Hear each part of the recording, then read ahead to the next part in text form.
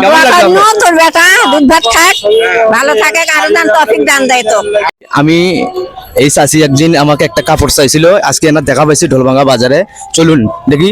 ও চাচি চাচি চাচি চাচি, ভালো আছেন? আসুন বা হ্যাঁ, পড়ে গেছিলেন? বেড়ানো বা আপনি কি চাইছিলেন? কাপড় চাচ্ছি কাপড় চাইছিলেন? হ্যাঁ, এই যে আপনার জন্য একটা কাপড় নিয়ে এসেছি।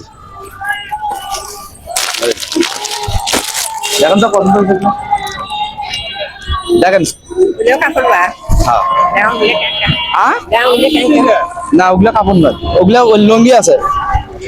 এই দেখেন, কাপড়ের একদম ভালো কাপড় নিয়ে এসেছি। দেখেন। কেমন লাগলো আপনার? তোর বেটা দুধ ভাত খাক ভালো থাকে আরো দান তৌফিক দান দেয় তো। কেমন লাগলো আপনার? ভালো লাগছে বা ভালো লাগলো? হ্যাঁ, হ্যাঁ আর রোজা আছেন? হ্যাঁ, ভালো। রোজা আছেন তো না? তাহলে বাড়ির সাথে ইফতারি করতে পারবেন না? এই ব্যাগটা তুলে দেই দেন। আসেন আসেন, সমস্যা কি এলা? ঠিক আছে। এই মুখন ওটা চাষি দিলাম। দিল ভাইয়ের বাসা কোথায়? হ্যাঁ, দেন। ভাইয়ের বাসা কোথায়? ভগবানপুর।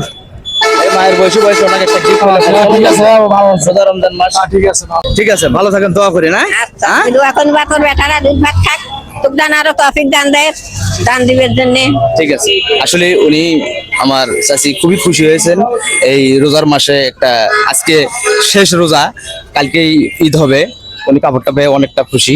যাই হোক, ভালো থাকুন, সুস্থ থাকুন। আর আপনারা সবাই ভিডিওগুলো একটু লাইক কমেন্ট একটু শেয়ার করবেন।